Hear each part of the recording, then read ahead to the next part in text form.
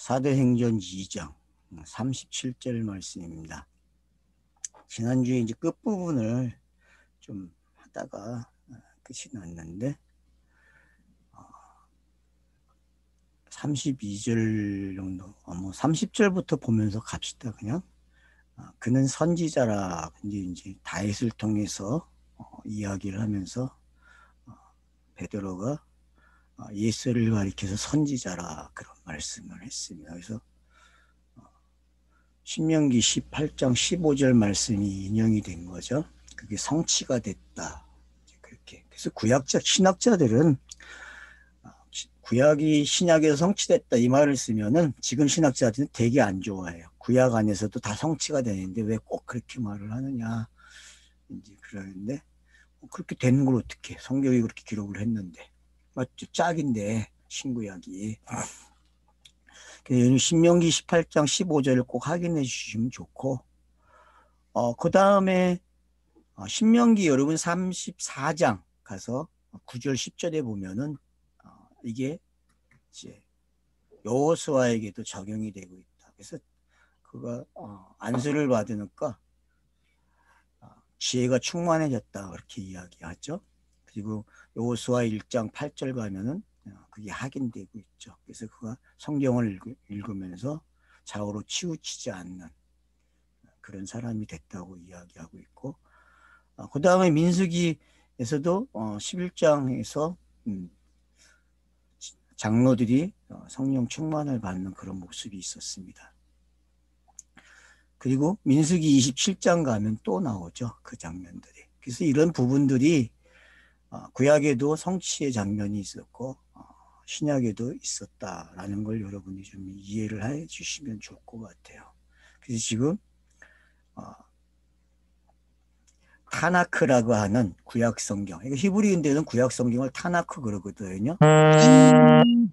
이 세 가지를 나눈 걸, 그러니까 세 가지를 나눈 걸 뭐라 그래요? 타나크 그러거든요.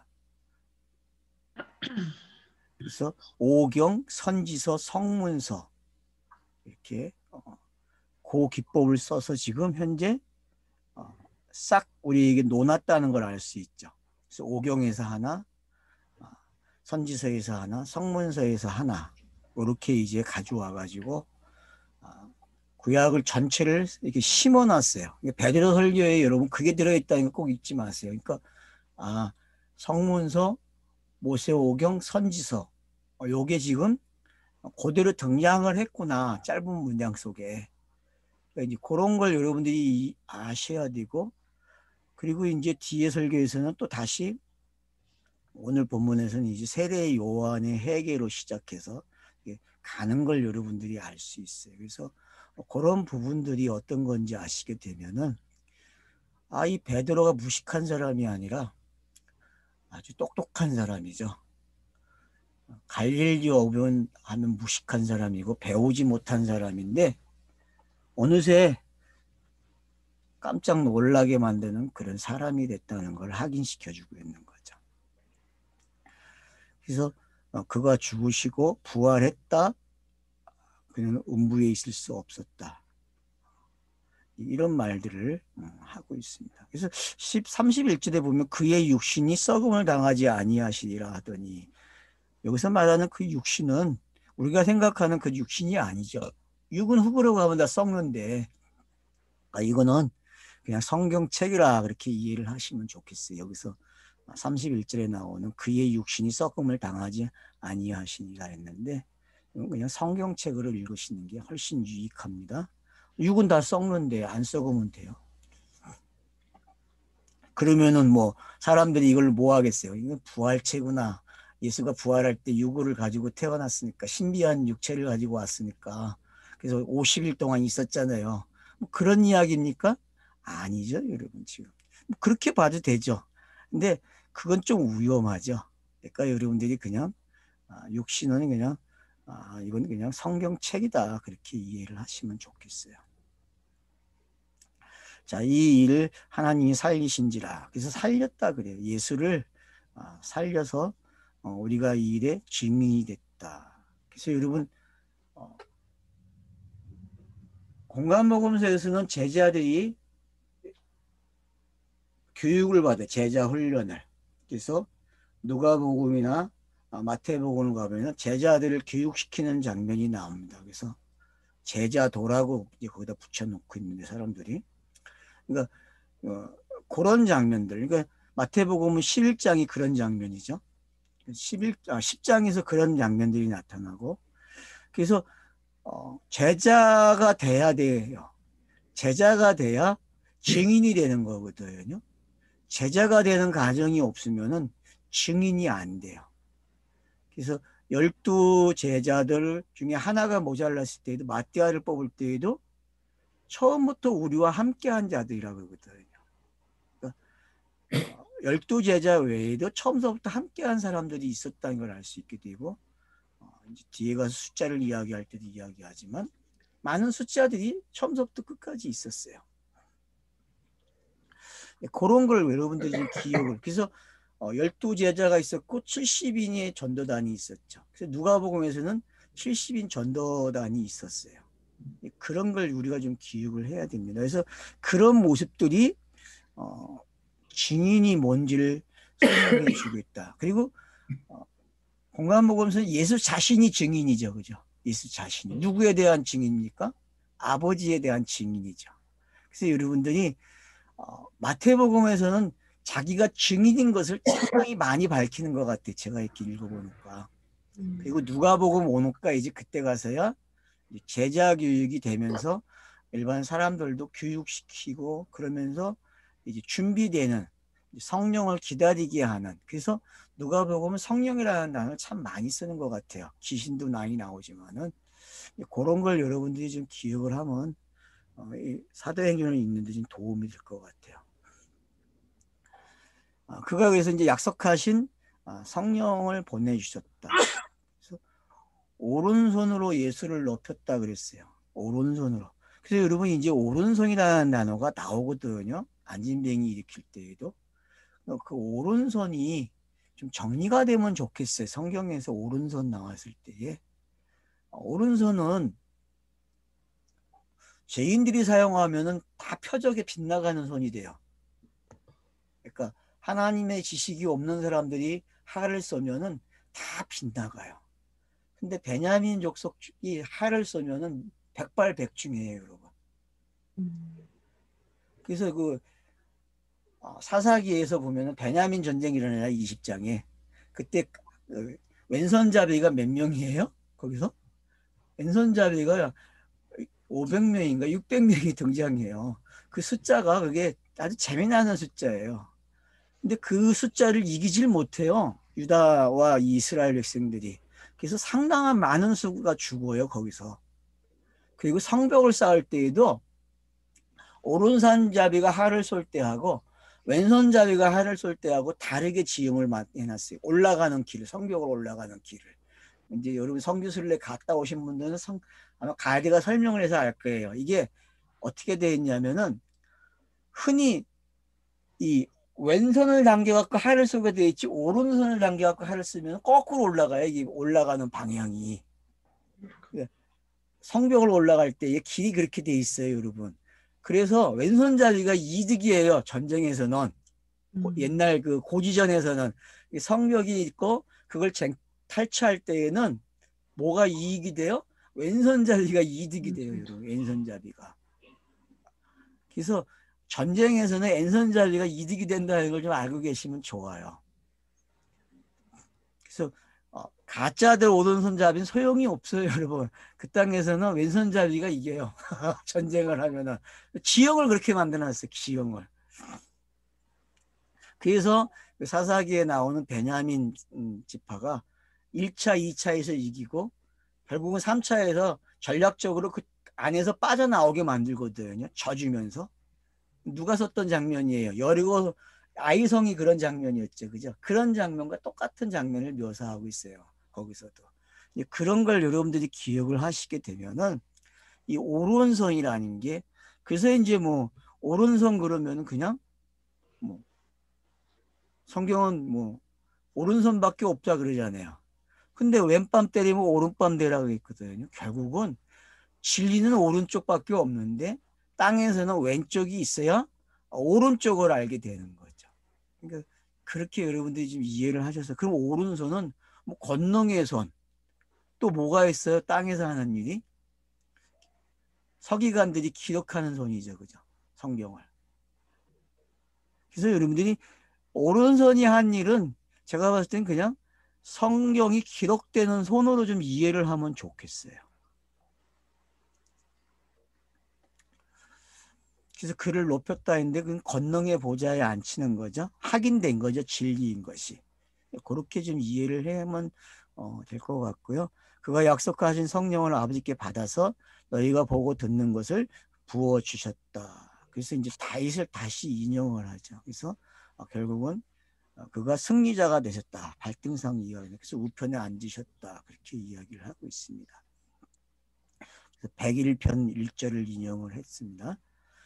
이거를 갖다가 그대로 뒤로 가면은 인용을 해요. 베드로도 설교할 때. 그러니까 이게 어디에 나오냐면은 예수도 설교할 때 사용하거든요. 이 부분을. 자기를 변명할 때에. 그러니까 어떤 건지 알겠죠. 베드로도 사용을 하지만 또 누구도 사용한다? 이미 예수 자신이 사용을 했던 구절들이에요. 이런 구절들은요. 뭐 선구사전 치어서 가보시면 성경 구절이 떠오를 거예요. 신약에서 이게 어디에 사용이 됐는지 공관복음서에. 자, 그런 적 이스라엘 온 집은 확실히 알지니 너희가 못 박은 이 예수를 하나님이 주와 그리스도가 되게 하셨나이다. 그래서 주와 그리스도가 되게 한 게 뭔지를 분명하게 알게 된 거죠. 그래서 답이 뭐예요? 오순절 설교에서 첫 번째 설교의 답이 너희가 죽인 이 예수를 그 말씀을 주신 계시를 주신 그분이 그 예수를 보냈고 그 예수를 이제 그리스도가 되게 하는 그래서 그 증명을 주와 그리스도가 됐다. 이렇게 성경이 말씀을 하고 있는 것을 결론을 맺습니다. 설교의 결론을. 그러니까 주와 그리스도라는 단어가 나오게 되면은 뭘 이해를 해야 돼요, 우리가? 이게 성경의 답이구나. 그러니까 메시아가 온다는 그 답이 바로 이거네. 세례 요한이 세례로 찾은 사람이 이 사람이었네 라고 답을 내놓는 거죠. 베드로가. 너네가 세례를 받았는데 그 세례 받을 때 말한 그 요한이 말한 그 사람이 바로 이 사람이었어. 그래서 너네들이 이 사람의 세례를 받아야 돼 라고 지금 강조하고 있는 거죠. 그래서 이스라엘의 온 집이 이 세례를 받아야 돼요. 이스라엘의 온 집이. 근데 여러분 이스라엘의 온 집이 이 세례를 받습니까? 미안하지만 이스라엘 사람들이 유대인이 돼 있으면 세례를 못 받아요. 그게 성경의 역사죠. 그죠? 유대인들은 이 세례를 안 받아요. 왜? 예수가 그리스도라는 거 안 받아들여요. 메시아라는 거. 지금까지도. 뭐 지금 이제 그 동영상이 있었죠. 예루살렘이 회복되는 거. 여러분 보신 적 있습니까? 회복에 대해서? 그 동영상 보면 숫자가 한 5만 정도가 지금 유대인들이 회심을 했다 그러는데 그거는 모르겠어요. 저는 제가 확인을 안 했기 때문에. 아무튼 그래요. 그래서 여러분들이 꼭 아셔야 될 게 36절에서 왜 사도 베드로가 그렇게 설교를 하고 있는지 그거를 좀 곱씹어야 된다. 그래서 공관복음서가 어떻게 그 세례 요한의 세례로 시작이 돼서 예수가 성령의 세례를 받은 것처럼 우리도 지금 성령의 세례를 받아야 되는 그런 것을 우리에게 취하고 있다. 여러분 성령 세례를 받으면 공관복음서는 그 다음이 뭐죠? 시험 받는 장면으로 가죠. 그죠? 공관복음서에서는. 그죠? 그러니까 여러분이 사도행전에서는 시험 받는 것을 제가 강야라 표현했죠. 그죠? 강야 학교라.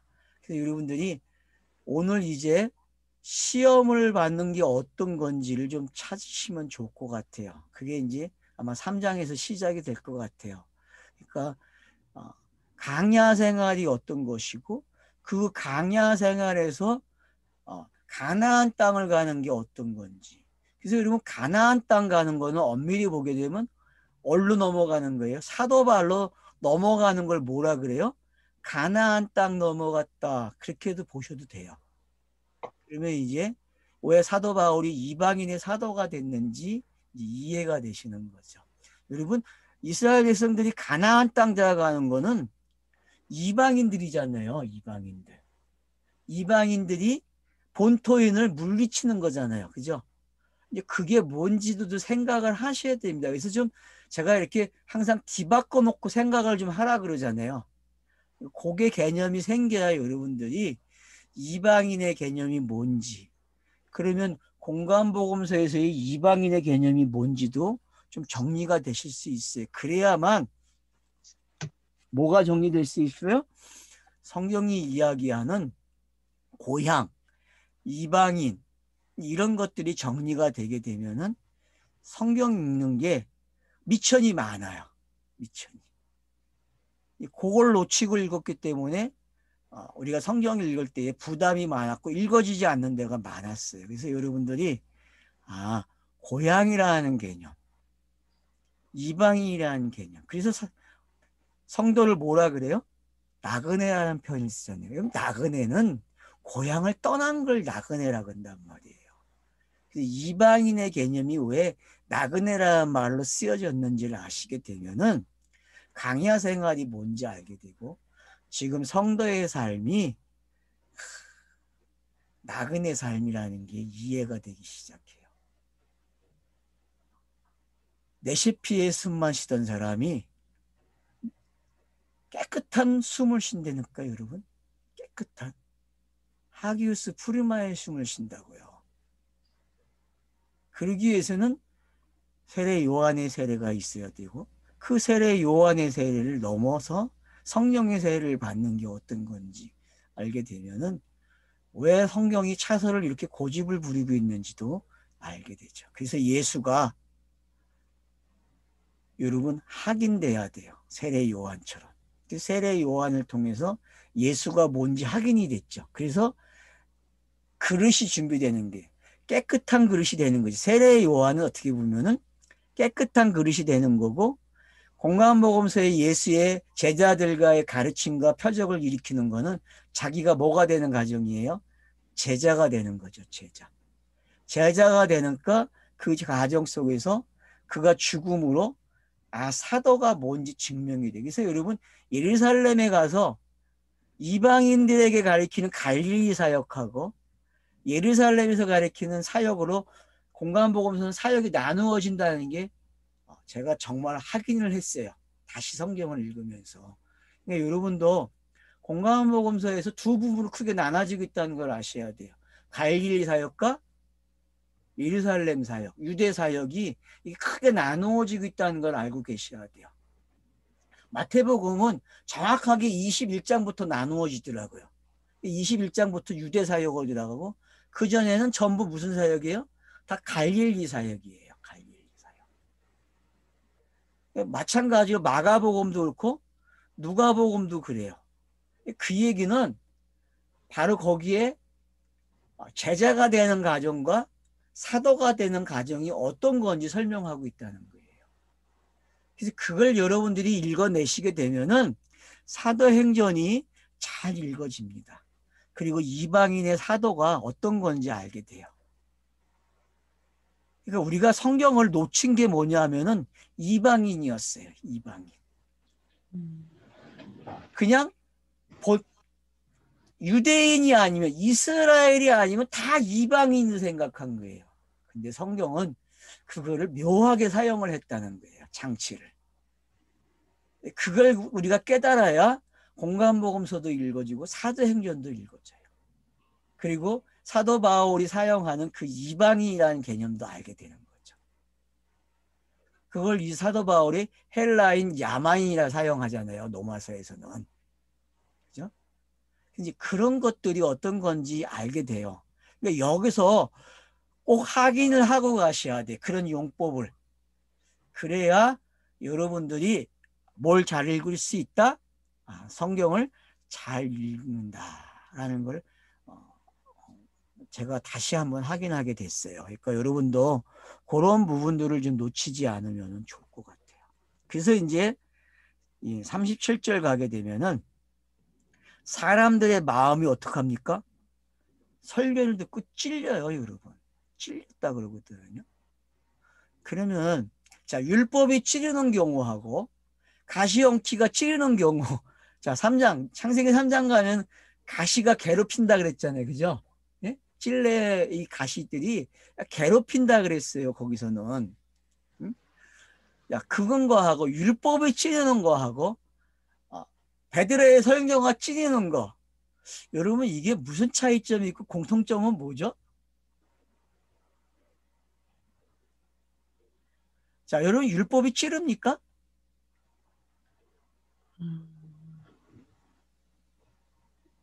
창세기 3장에서 말하는 그 찔림이 여러분 예수에게 어떻게 보면 창의 찔림이 됐고 가시관을 쓴 모습이죠. 그죠? 그 모습이 그렇게 담겨져 있거든요.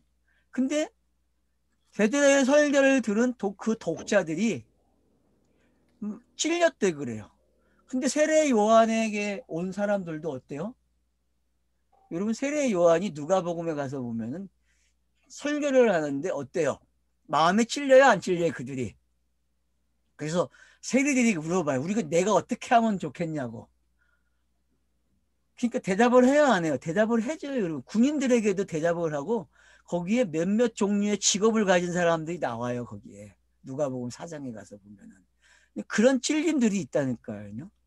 성경을 읽으면 누구나 다 찔려요, 그죠? 찔리면 해결을 한다니까? 그래서 교회에서 훈련받은 사람은 어때요? 큐트를 하면서 찔려요, 안 찔려요? 큐트를 하면 찔린다니까. 찔려가지고 어떻게 해요? 회개를 해요, 여러분. 그 재밌죠, 그죠? 그러니까 성경책이라는 놈은 사람으로 하여금 찔리게 한다니까. 근데 그 찔림이 어떤 내용이냐가 중요한 거죠. 그 찔림의 내용이. 여러분 그 찔림의 내용이 뭐가 돼야 됩니까? 여러분 로마서 1장 18절부터 3장 20절은요. 무슨 역할이에요? 이 찔림의 역할이거든요. 이 찔림이 필요해요, 여러분. 근데 율법으로 찌르느냐, 자기의 양심으로 찌르느냐, 이게 중요하다니까. 근데 이 찔림을, 모든 찔림을 예수가 가시관하고 창의 찔림으로 가져가요. 그래서 찔림을 다 아웃시킨다니까. 그래서 세례 요한의 세례받는 동시에 세례받기 전에 죄인들이 왔을 때에 그들을 막 질타하니까 찔려가지고 어떻게 해야 됩니까? 물어봐요. 여러분 누가복음 19장에 가면은 누가 나옵니까? 삭개오. 그죠? 삭개오도 찔려가지고 뭐라 그래요? 내가 잘못한 거 있으면은 내가 나도 모르게 범죄한 게 있으면은 몇 분의 몇을 갚겠다 그래요? 율법의 규정대로 갚겠다는 말이 나오잖아요. 그러니까 여러분 이런 것들이 제가 지금 찔림에 대해서 계속 가져온 거예요. 그럼 구약에 이거밖에 없습니까? 찔림이? 또 있죠. 여러분 에스라의 설교를 들으면 어때요, 사람들이? 회개하고 눈물 흘려. 그렇죠. 그러니까 그런 장면들이 여러분 지금 다 소환돼서 와야 돼요. 고린도전서 15장에는 사망아 내가 쏘는 것이 어디 있느냐. 예, 사망 그렇게 표현됐죠? 예, 제일 걷는 율법이라고 했어. 예. 그러니까 율법이 그런 일을 하는가 추적을 해봐야 돼. 그러면 지금 바로 인용한 고린도전서 15장에 있는 그 사망아 너의 쏘는 곳이 어딨냐라고 하는 그것이 과연 이 질문에서 나온 건지 확인을 해야 되거든요. 그 질문이 나오면 최고 잘한 질문이에요. 근데 세례 요한의 수준에 머물러거나 에스라의 설교에서의 그 질문은 어디까지 온 겁니까, 여러분? 만약에 왔다면은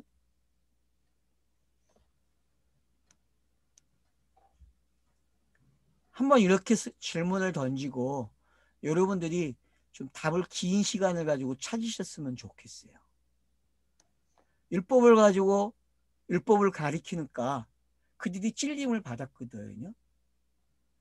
그들이 성전을 다 짓고서 그 성전을 가지고 설교를 해요, 에스라가. 근데 그들이 회개를 한다니까요. 강성실 끄라고.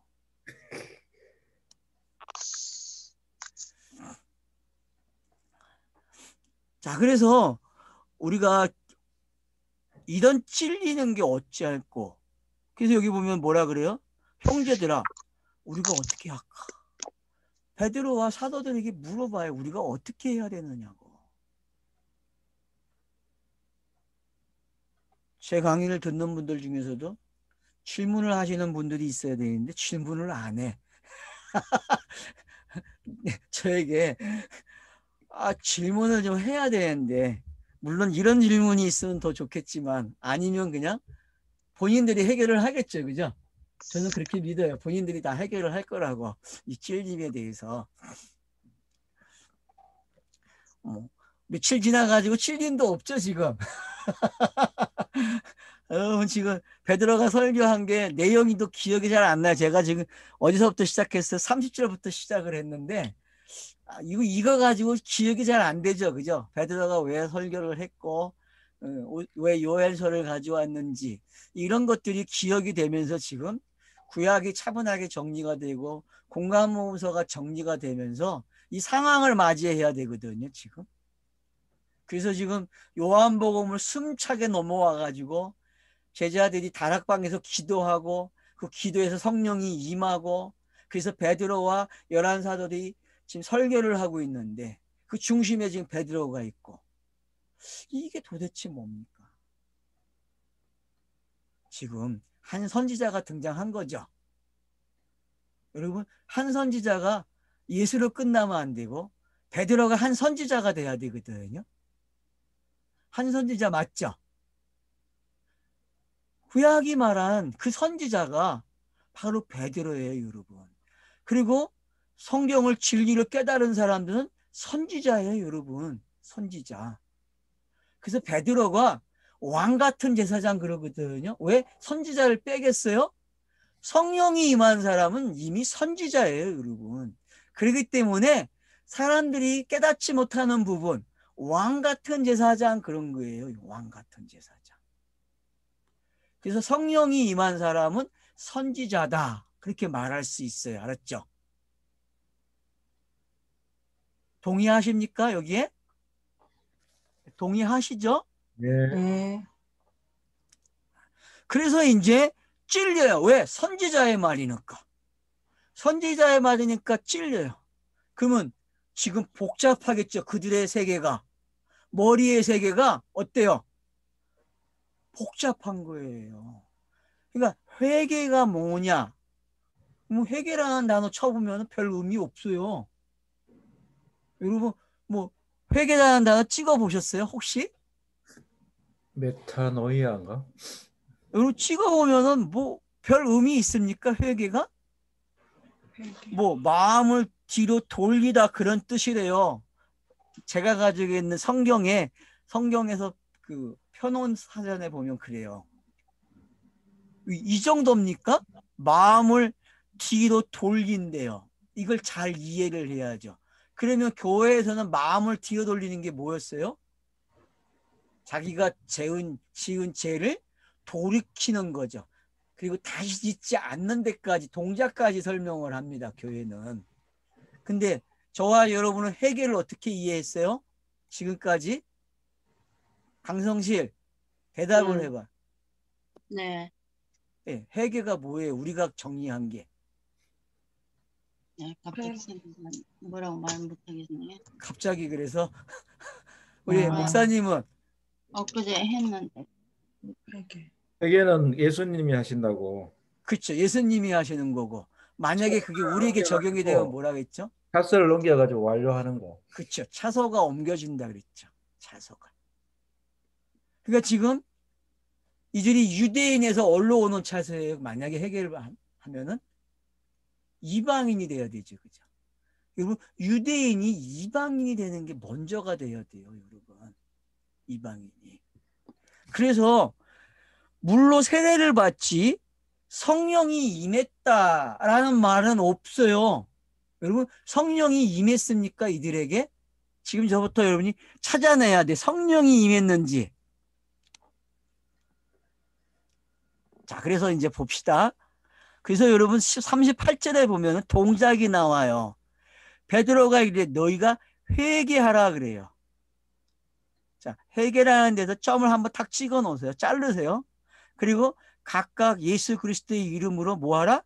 세례를 받고 제사함을 받으라 그래요. 이게 두 번째예요, 여러분. 그 다음 그리하면 성령의 선물을 받으리니 그래요.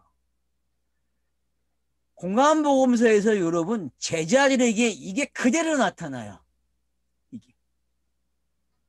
그리고 예수 자신은 세례 요한에게 세례를 받고 성령이 임해요. 그래서 거기에서 뭐가 확인이 돼요?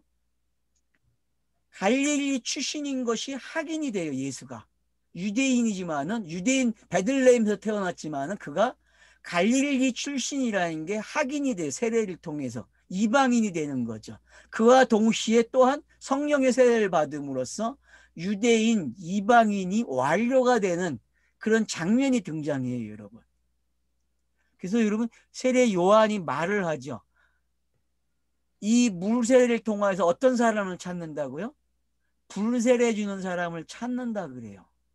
지금 사도 베드로를 통해서 성령이 임함으로써 물세례가 끝이 나고 불세례의 시대가 등장하거든요. 제가 지금 크로노스로 이야기하는 겁니다. 크로노스로. 그러니까 그렇게 이해가 되게 되면은 자, 예수에게는 세례 요한의 세례에서는 물세례와 불세례가 같이 임했어요. 그러면 지금 사도행전 이 현장에서는 여러분 물세례와 불세례가 같이 임할까요? 아니면 그냥 세례 요한의 세례일까요? 사도행전에 여러분 이 세례라는 말이 계속 가거든요. 심지어는 물세례와 불세례가 나누어져서 사용이 되기도 해요. 사도행전에서. 고넬료 가정에 임한 그 사도 베드로의 설교와 함께 임한 성령과 베드로의 세례는 어때요, 여러분? 또 빌립이 8장에서 세례를 주거든요. 그때 또 성령이 임해요. 그런 경우와 그렇지 않은 경우 복잡해요, 여러분. 그래서 사람들이 성령에 대해서 헷갈리는 거예요. 왜? 용법이 너무 많아요. 가정이 많고요. 근데 오늘 가정을 보니까 어때요? 여기 지금 제가 왜 이렇게 칸을 쳐놓으라 그랬어요? 나눠 놓으라 그랬어요? 왜 나눠? 이거 왜 나눴겠어요, 여러분? 여러분 이게 삼일길로 보입니까?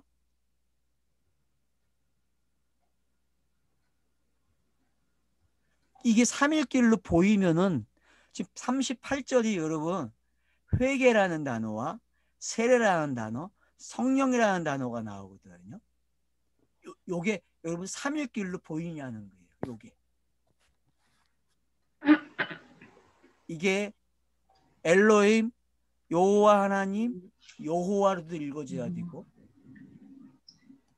우리가 사용한 성경길 애굽에서 강을 넘어오죠.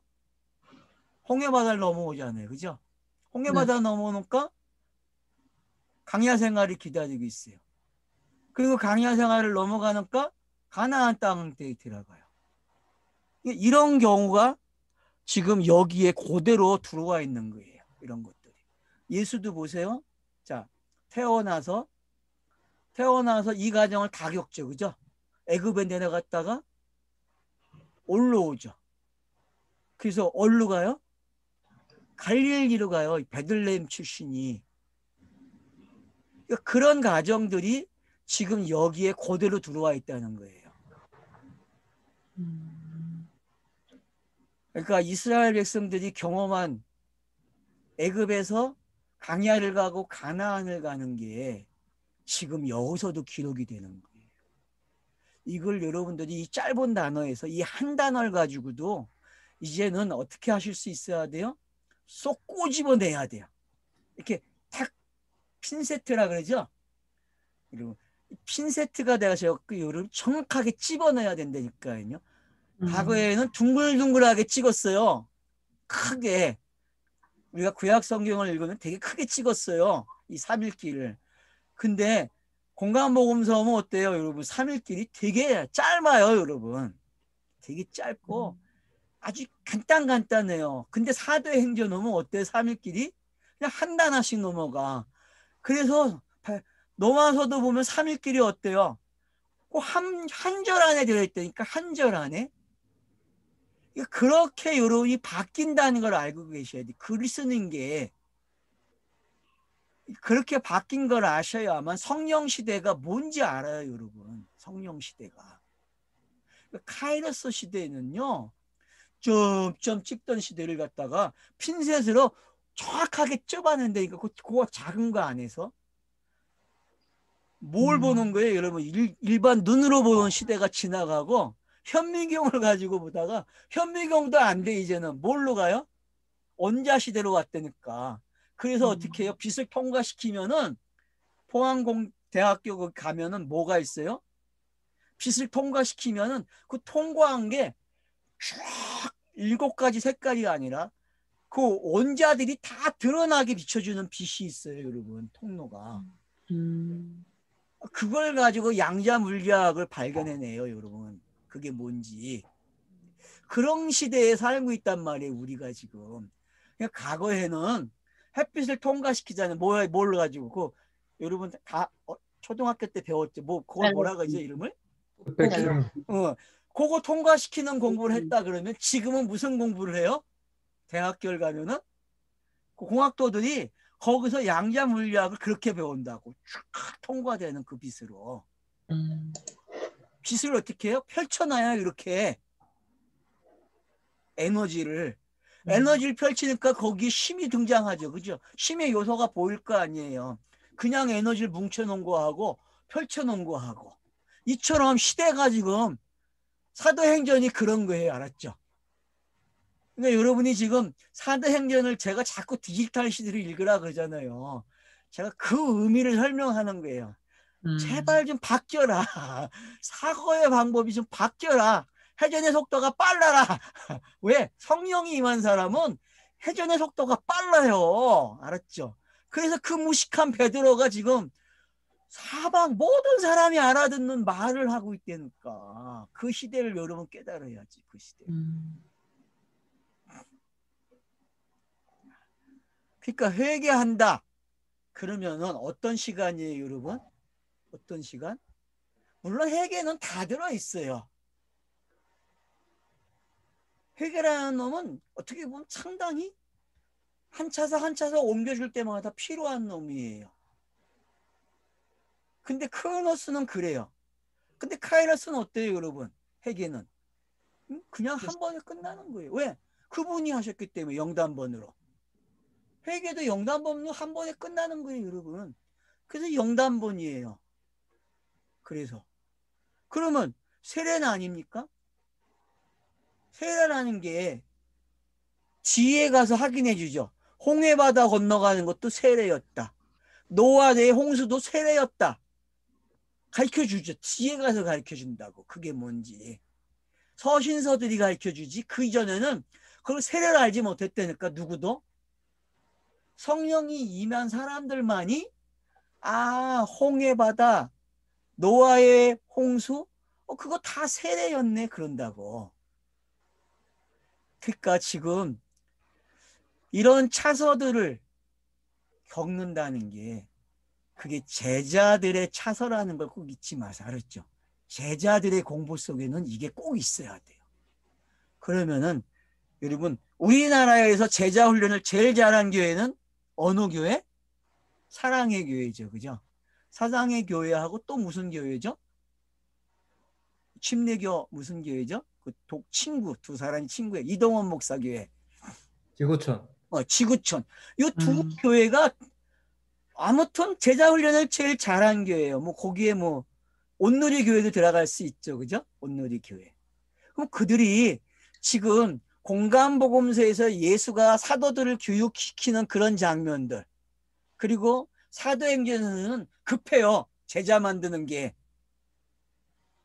그래서 사도행전의 2장까지 보게 되면은 그들이 뭐 떡을 모여서 떡을 떼고 물건을 통용했다 이런 단어들이. 이거는 뭐예요? 이건 예수가 공간복음서 3년 동안 한 말을 종합해 놓은 말이에요. 종합 세트야. 그러니까 종합 세트로 만들어 가지고 한 번에 매겨 우리에게. 이게 3년이야라고. 알겠죠? 이게 3년의 시간이라니까. 그러면 제자 교육에 꼭 필요한 요소가 뭐예요? 제자 교육에 필요한 3대 요소가 있다는 거예요. 그게 바로 우리가 이야기하는 3일길이에요. 알았죠? 3일길을 모르면은, 그러니까 제자의 시간에서 뭘 깨달아야 돼요? 3일길을 알아야 돼요. 3일길. 부산의 독자들은 어떻게 보면 저와 함께, 저도 여러분도 3일길을 통과했어요. 제자가 되는 시간이 있었죠. 그죠? 제자의 시간이 있었다니까요. 그 시간이.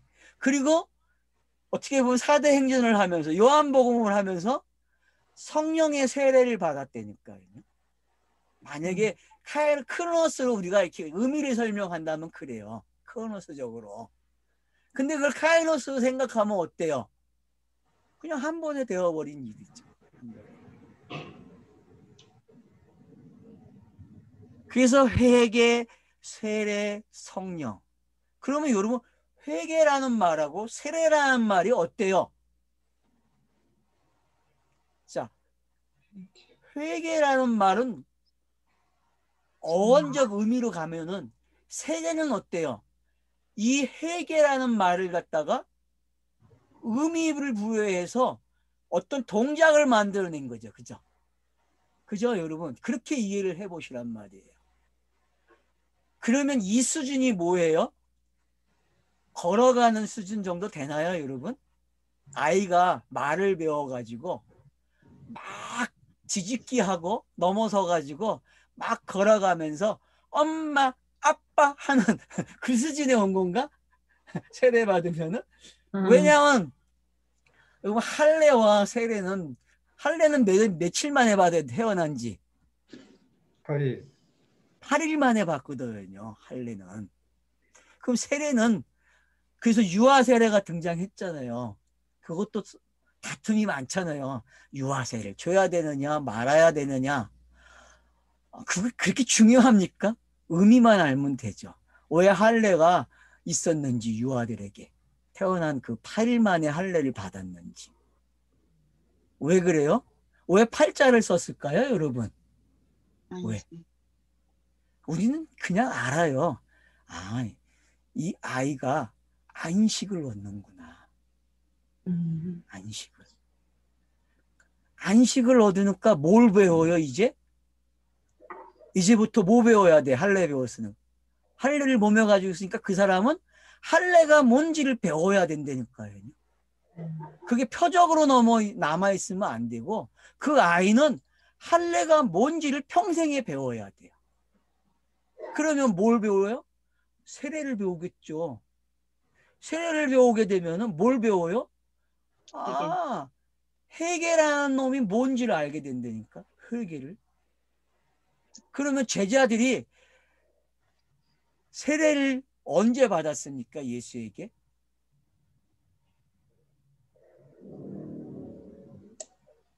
처음에 줬을까요? 아니면 발 씻기는 장면이 세례입니까? 아니, 계속 이동하면서 세례를 언제 줬어요? 여러분, 세례 줬다는 말 있어요? 없어요? 따로 없어요. 없는 것 같은데. 그렇죠. 사도 베드로도 여러분 세례 가지고 싸움이 났잖아요. 그래서 내가 세례 준 사람이 없다 그러죠. 딱 몇 명 있다 그래요, 여러분? 모르니까. 네? 둘인가 그러죠, 둘. 음. 그리고 나머지 세례 준 적이 없다라고 얘기해요. 자, 그러면은 시대가 뒤로 가면 갈수록 세례의 개념이, 회개의 개념이 사라지고 있는 걸 알 수 있죠. 사도행전에서도. 그러니까 그러면 뭐만 남아야 돼요, 여러분? 뭐만? 회개만, 네, 회개, 성령만. 성령, 회개를. 그러니까 성령이 임했다는 말은 회개하고 세례를 받았다는 말이 되는 거예요. 알겠죠? 네. 예? 그래서 삼일길의 끝이 성령이에요. 삼일길의 끝이. 그래서 모든 삼일길 교육이 끝이 나는 거예요. 알았죠? 성경의 모든 삼일길이 성령이 오시면 끝나요. 더 이상 삼일길을 말하면 안 돼요. 원래. 알겠죠? 그러니까 카이로스 시대에는 삼일길이 나올 수가 없어요. 왜? 전부 다 완료된 것만 보기 때문에. 차서 속에서는 볼 수가 있어요. 근데도 불구하고 뭐만 이야기해요? 뭐만? 성령 그것을 없애고 카이로스만 말로 한다. 왜? 성령의 시대이기 때문에. 그러니까 복음의 시대, 성령의 시대 그러면은 여러분이 너무 짧게 가지고 있으면 안 돼요. 그게 엄청난 단어라는 거예요. 그래서 회개, 세례, 성령으로 넘어오는 거예요. 그래서 예수에게 물세례와 성령 세례가 함께 임하는 거예요. 왜? 이거를 기다린 거야. 그래서 세례 요한은 결국 성령 세례 받기를 평생 기다린 사람이죠. 마찬가지죠. 구약의 사람들이 요엘서를 통해서 세례 받았겠죠. 그죠? 여러분, 요엘서가 구약에 있잖아요. 그러니까 요엘서를 통해서 성령 세례 받는 게 나와 있다고. 구약 사람들은 그렇게 성령 세례를 받았어요, 여러분. 그러면 신약의 사람들은 세례 요한의 이야기를 통해서 세례가 시작이 되고 예수가 성령 세례를 그걸로 받음으로써 성령 세례 줄 사람으로 인정이 되고 그 인정됨이 본인이 가르치고 사도를 부르심으로써 뭐가 시작돼요? 세례가 뭔지가 가르쳐주고 회개가 뭔지가 가르쳐주고 있는 거죠. 그래서 제자들은 공부를 통해서 3년의 공부를 통해서 회개와 세례를 배웠어요. 여러분. 그래서 제자의 시간에는 뭘 배워야 돼요? 회개와 세례를 배워야 돼요. 회개와 세례를 배운다는 건 결국 구약을 잘 배우는 거예요. 구약을. 그러니까 구약을 못 배운다? 그러면 성령이 임할까요? 안 임할까요? 아니면 크로노스적으로 보면은 그 대답이 맞아요. 안 임한다는 대답이 맞아요. 크로노스로 볼 때는요. 그래서 여러분들이 좀 자기를 따져보셔야 돼요. 어느 날 순간적으로 자기가 생명세를 받았어요. 근데 그 받고 나서 이 절차가 다시 시작되는 사람들이 많아요. 지금 시대에서는 이 절차가. 근데 이왕이면은 절차가 좀 어떠면 좋아요? 회개하고 세례받고 그런 절차들이 먼저 있으면 좋죠. 그러니까 세례가 먼저고 회개고 성령이고 이렇게 해야 돼. 응? 세례. 그거는 자기가 그냥 마음대로 가져가. 뭐 꼭 이게 원칙이 아니니까. 그러니까 저는 지금 뭘 이야기하는 거예요? 제자들이란 말 속에는 뭐가 있다? 회개와 세례가 있다. 이 회개. 그래서 요한의 제자, 예수의 제자 이런 단어들이 사용이 돼요. 그래서 사도라는 말은 별로 사용이 안 돼요. 공간복음서에서 여러분. 전도를 갔다 오고 나서 그 앞에서는 제자라 그러는데 그걸 말을 전하고 오니까 예수가 전도 교육을 시키고 권세를 주잖아요. 그러고 나서 그들이 가서 전도를 하고 와요. 그러니까 그때서부터 무슨 말을 써요? 사도라는 말을 써요. 성경에서도 제가 확인을 해보니까. 알겠죠? 그러니까 여러분들이 제자라는 시간하고 사도라는 시간이 좀 다르다는 걸 알고 계셔야 돼. 그리고 꼭 혼자 안 가고 둘씩 가요, 여러분. 둘씩 간다고. 거기서도 둘씩 보낸다고. 근데 사도행전의 기록 방법을 보세요. 그러면은 자, 둘씩 가요, 안 가요? 베드로와 요한이 항상 붙어 있죠. 그죠? 네. 사도 바울은 바나바가 붙어 있죠. 그죠? 바나바가 떨어지니까 누굴 데리고 가요? 뭐, 신라. 예? 신라. 예, 그러니까 여러분 그런 게 뭔지도 이해를 하셔야 돼요. 왜 둘이 가는지. 그래서 쌍수가 항상 같이 가요. 쌍수가. 절대 구약에 의도되어 있는 것들을 버리지 않는다는 거예요. 구약의 형식을 카이로스 시대에도 안 버려요, 여러분. 맞죠? 저와 여러분도 어때요? 내시피의 숨과 흐누마의 숨을 쓰고 있어요, 안 쉬어요? 쉬고 있다니까요, 여러분. 같이 있어요, 여러분. 이게 두 증인이라니까, 이게. 증인이 딸려 있지 않아요, 여러분. 어디 있어요? 항상 본인들이 증인이 돼서 간다니까, 본인들이. 그러니까 이단들이 꼭 어떻게 해요? 요 흉내를 내가지고 둘씩 다니잖아. 그죠? 이단들 보세요.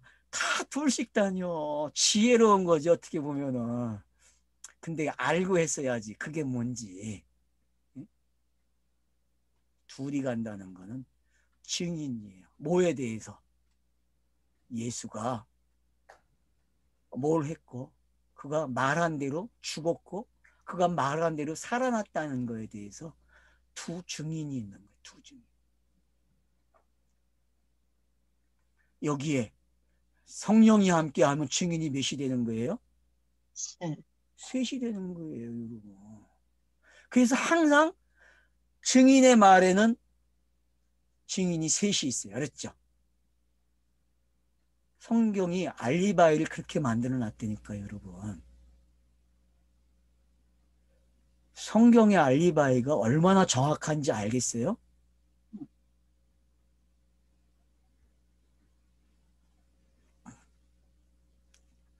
왔다, 38절 설명이 되게 길었네요. 그죠?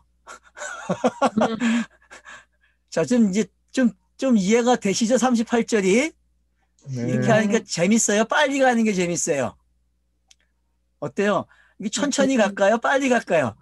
이렇게 정리를 하는 게 좋네요. 천천히. 예? 천천히?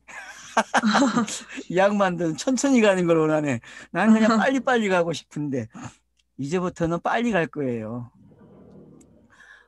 자, 그래서 이 약속이래요. 왜? 회개, 세례, 성령은 약속되어 있는 거죠. 그죠? 네. 이 세 개는 약속되어 있는 거예요, 여러분. 이 세 동작은요. 삼일길은 성경이 고집하는 내용이란 말이에요.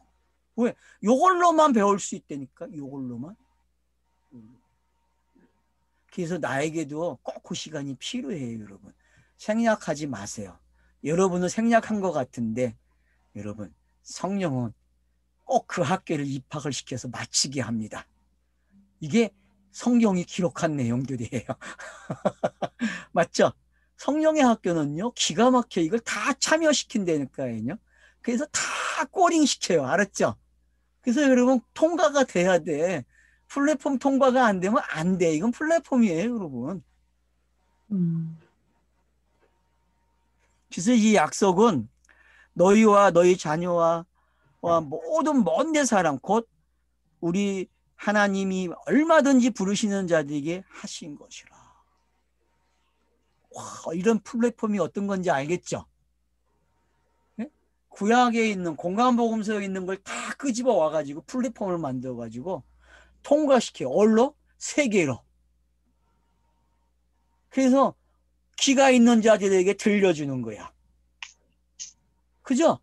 지금 그 장면이 묘사된 거예요, 여러분. 바벨탑이 했던 일을 지금 정확하게 세운 거예요, 여러분. 그래서 원래 성전을 어디다 져야 돼요, 여러분?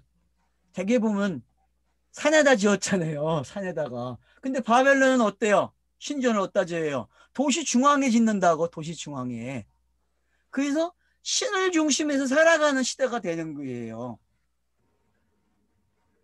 여러분, 바벨론의 그 신전이 평지에 짓는 지구라트잖아요, 지구라트.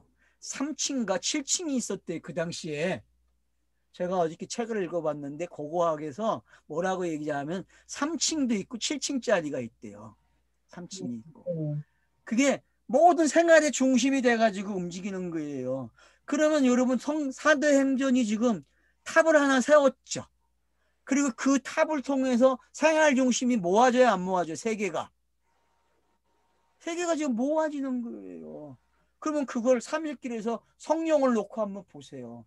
그러면 성령이 어때요? 모든 생활의 중심이 돼서 센터가 돼서 움직여져야 안 움직여져요? 여러분 성막을 보세요. 성막도 이스라엘 공동체 강야의 중심에 있었죠. 그죠? 그게 지구라트의 모습이잖아요. 중심에. 그래서 부족들이 동서남북으로 나눠져서 텐트를 치잖아요. 그죠?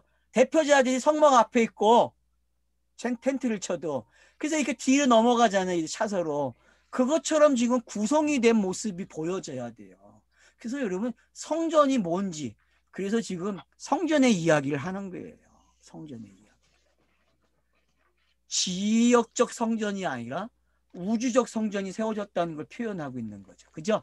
먼 데까지 나왔으니까 땅 끝까지 이야기가 됐잖아요. 여러분 지금.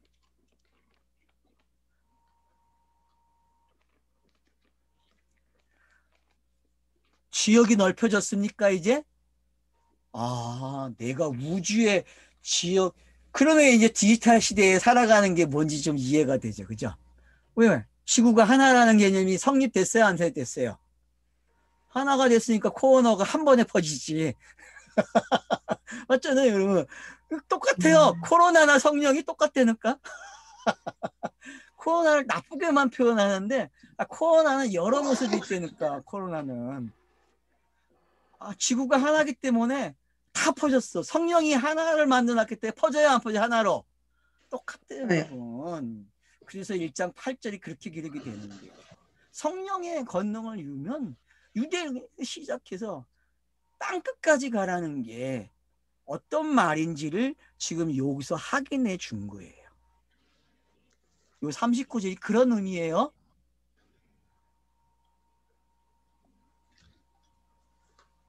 자, 40절 보세요.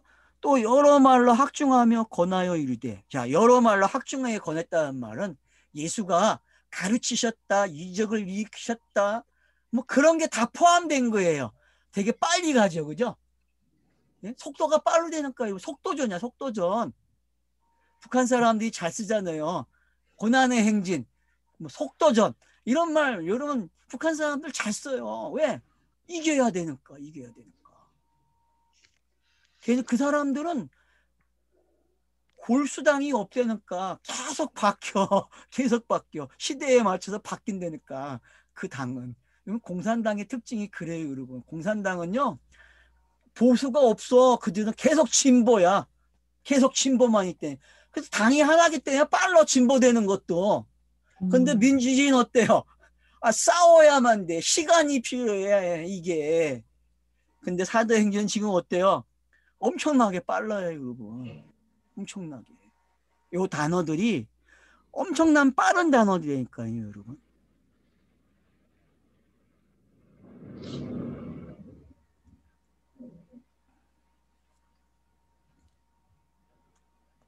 그래서 말로 학중하며 권했다 그러는 거예요. 그래서 이 말로 학증했다는 게 여러분 어떤 시간이에요? 예수가 제자들을 부르셔서 가르치는 시간이죠, 여러분. 그리고 학증을 해줘요. 그렇죠? 학증해주는 시간이 어느 때예요?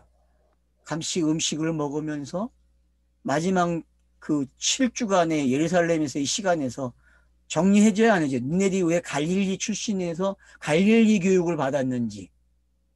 그래서 갈릴리가 예루살렘을 점령해야 안 해요? 본토를 점령한다니까요, 여러분. 갈릴리가. 맞죠? 가나안 땅을 누가 점령해요?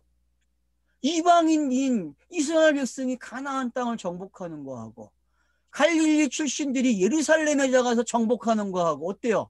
그럼 똑같은 그림 아니에요? 전쟁이 일어나는 게 보입니까? 지금 가나안 전쟁이? 읽어져야 돼요, 그게. 지금 이게 가나안 전쟁하고 똑같아요, 여러분. 맞죠? 강야 생활에서도 땅을 밟을 때마다 전쟁이 일어나야 안 일어나요? 먼저 있던 놈들이 다 퇴각을 하잖아요. 다 점령당해요. 그러면은 여러분 지금 예루살렘에 사람들이 점령되고 있는 게 보입니까? 온 세계가 점령되고 있다니까. 누구의 말에? 베드로의 말에 점령을 당하는 거예요, 여러분. 이게 전쟁이에요, 여러분. 최종적 성경의 전쟁이 뭐라고요? 요 말, 복음이 전파되는 걸 뭐라 그래요? 전쟁 그래. 그러면 하람이 일어난다니까, 여러분. 하람이.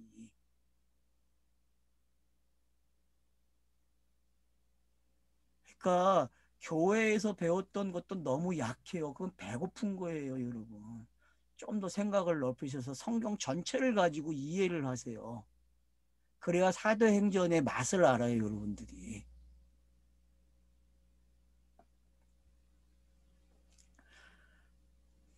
벌써 시간이 넘어가 버렸네. 39절 하다 말았습니다. 쉬었다 하죠, 뭐.